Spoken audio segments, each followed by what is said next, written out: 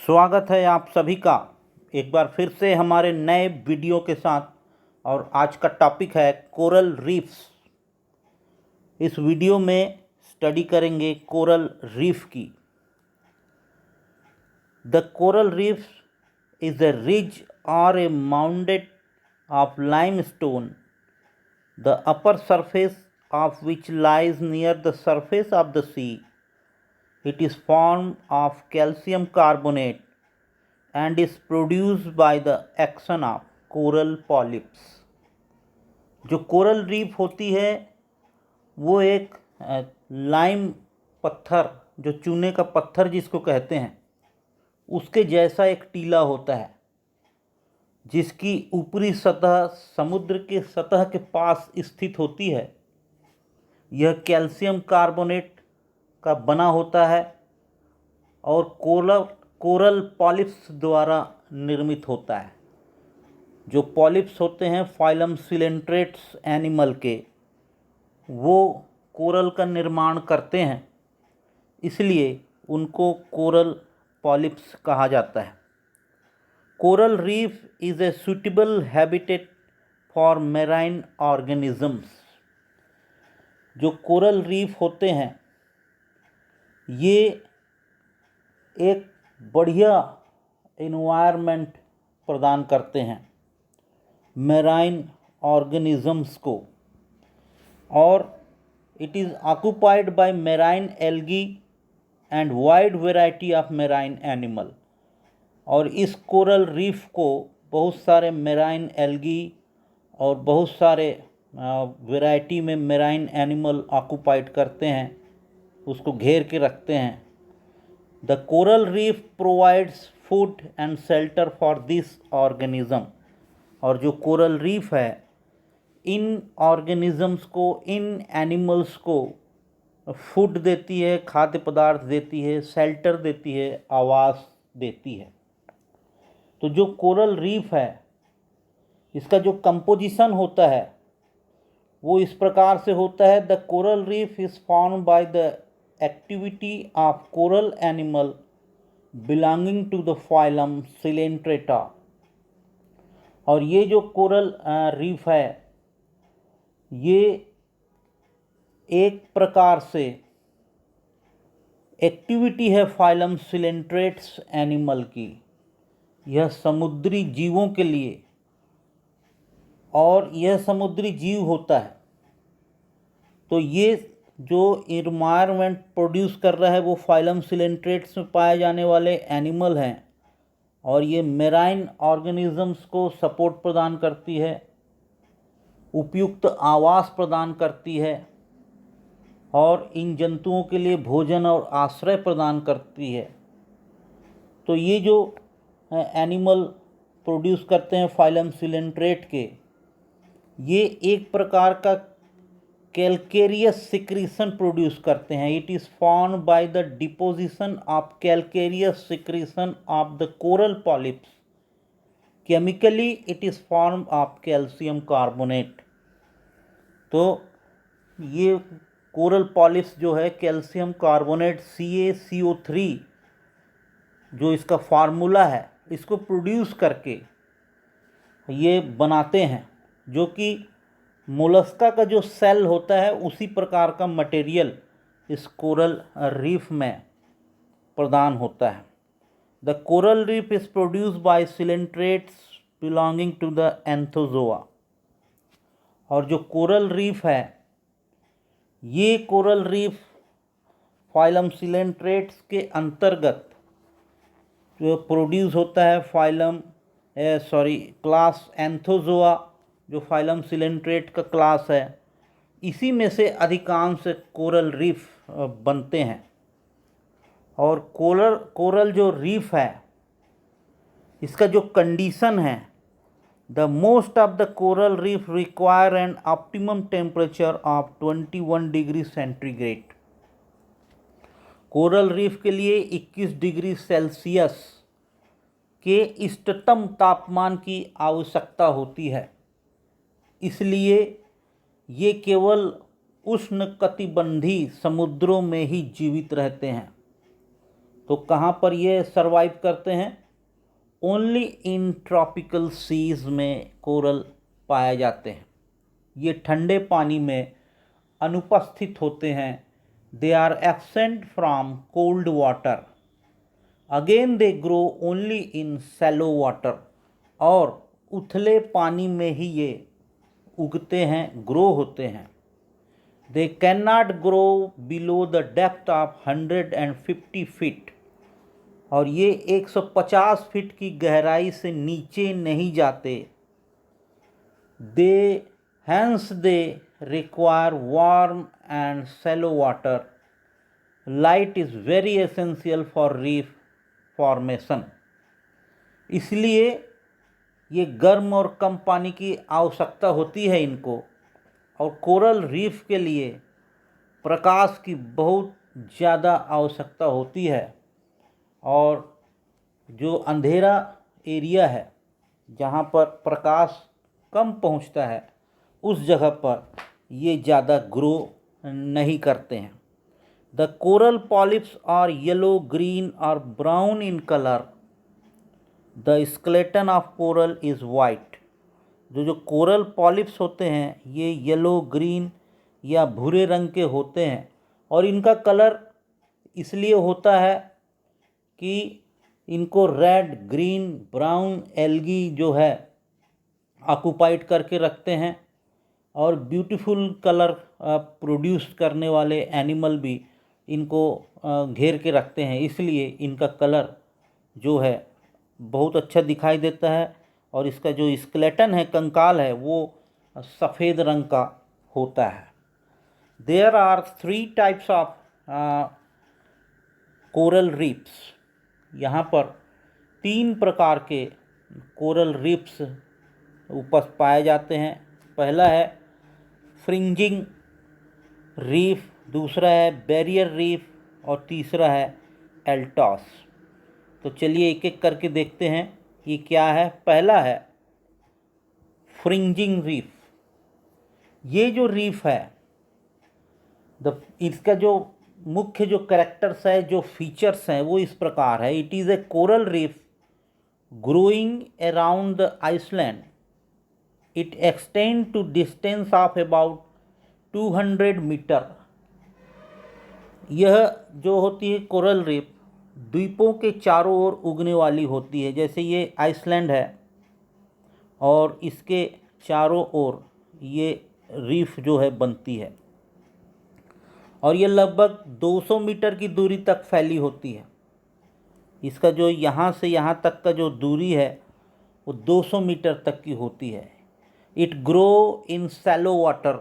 और ये उथले पानी में, जो सैलो वाटर होता है, उथला जल जिसको कहते हैं, वहाँ पर ये ग्रो होते हैं। और इसमें 3 क्षेत्र होते हैं। The fringing reef has 3 region. और वो कौन कौन से हैं? रीफ फ्लैट, रीफ एज और सी वार्ड स्लोप।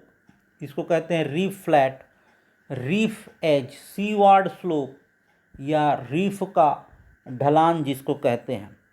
तो ये है रीफ फ्लैट और ये जो है रीफ एज है और ये जो है सी वार्ड स्लोप है।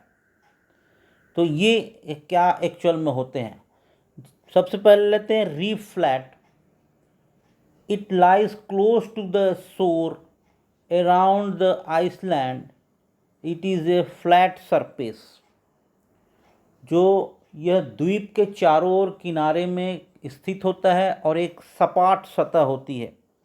ये आइसलैंड के पास में, ये आइसलैंड है, इसके पास में ये स्थित होता है और ये फ्लैट सरफेस होता है। इसको रीफ फ्लैट कहते हैं, कोरल का भाग है। और दूसरा जो कोरल रीफ का भाग है, reef edge. It is an elevated ridges of a breadth up to 40 yard. It is exposed during low tide. यह जो ऊंचा रिज है, ये एज है, रीफ का एज है, ये ऐसा एज है, ऐसा एज बनाता है। तो ये क्या है? ऊंचा रिज है, 40 गज तक की चौड़ाई होता है और जो कम ज्वार आते हैं उसमें ये उजागर हो जाते हैं, दिखाई देने लग जाते हैं। तीसरा है सीवार्ड स्लोप, ये वाला seaward slope. It is a slope extending into the sea from the reef edge, coral grow on this region. यह एक ढलान है जहाँ समुद्र की ओर ढलान होती है और कोरल बढ़ते हैं। समुद्र के पानी का एक उथला चैनल तट और होता है जो रीफ के किनारे बीच रीफ फ्लैट स्थित होते हैं। इस चैनल में केवल छोटी नाव ही जा सकती है। इस चैनल में छोटी नाव निकल जाती है क्योंकि जल की चैनल की गहराई 37 से 55 मीटर तक होती है। A shallow channel of sea water lies on the reef flat between the shore and the reef edge। तो ये जो रीफ एज है और जो शोर है उसके बीच में एक चैनल का निर्माण होता है। यहाँ से जो है छोटी बोट निकल जाती है। The depth of water channel is 37 to 55 metre. तो ये फ्रिंजिंग रीफ है जो कि सरफेस व्यू है और उसका एक सेक्शन है। दूसरा जो टाइप्स में आता है वो है बैरियर रीफ। ये बैरियर रीफ एक्चुअल में क्या है? Barrier reef is a coral reef growing around island but it extend to a great distance. यह द्वीप के चारों ओर उगने वाली कोरल रीफ तो है लेकिन यह काफ़ी दूर तक फैला होता है। ये द्वीप है, ये आइसलैंड है, इसके चारों तरफ है लेकिन इसका डिस्टेंस काफ़ी है, यहाँ से यहाँ तक काफ़ी डिस्टेंस पाया जाता है। द्वीप के चारों ओर तो रहती है। It grows in deep water, और यह गहरे पानी में उगता है। The barrier reef has the region 3 region, इसमें भी 3 रीजन पाए जाते हैं। Reef flat, reef edge, seaward slope. तो इसमें भी 3 रीफ पाए जाते हैं, सरफेस, रीफ फ्लैट और reef edge, seaward slope. The sea water lying between the island and the reef is called lagoon. और जो द्वीप और चट्टान के बीच स्थित समुद्र का पानी को लैगून कहा जाता है। This one is called lagoon. तो ये बीच का जो एरिया है जहाँ पर द्वीप है और जहाँ पर रॉक है, चट्टान है, उसको लैगून कहा जाता है। यह गहरा होता है। लैगून जो होता है इट इज़ डीप, और it is deep and ship can travel along the lagoon. It has a depth of 90 to 110 metre. और इस गहरे लैगून में शिप जो है, जहाज़ जो है, यात्रा कर सकता है, निकल सकता है। और इस लैगून से आराम से जहाज़ निकल सकते हैं जो कि 90 से 110 मीटर गहरा होता है। और इसका बेस्ट एग्जाम्पल है ऑस्ट्रेलिया की उत्तर पूर्वी तट की ग्रेट बैरियर रीफ, जो कि प्रसिद्ध बैरियर रीफ है। The great barrier reef of the north east coast of Australia, it is the well known barrier reef. It is over 119-20 kilometre long and has a width of 80 to 145 kilometre from the shore। तो यह एक काफ़ी प्रसिद्ध barrier है जो 1920 kilometre लंबा और 80 से 145 किलोमीटर चौड़ा ये रीफ है। तो ये था बैरियर रीफ। नेक्स्ट जो है वो है एल्टॉस रीफ, एटलॉस रीफ जिसको कहते हैं। ये भी कोरल रीफ ही है। It is located hundreds of mile away from land. तो ये जो लैंड है उससे 100 माइल अवे है। और इस प्रकार का जो रीफ है सैकड़ों मील दूर होता है, गोलाकार और घोड़े के नाल जैसा होता है। इट इज़ ए सर्कुलर और हॉर्स शू शेप, या तो ये ऐसा गोल होगा या जो घोड़े का नाल होता है, हॉर्स के शू आकार का ये रीफ बनता है। It does not enclose an island, और यह द्वीप को नहीं घेरता, लेकिन यह एक गहरे लैगून को घेरता है। ये लैगून है, इस लैगून को घेरता है, लेकिन द्वीप को यह रीफ कोरल रीफ जो है नहीं घेरता है।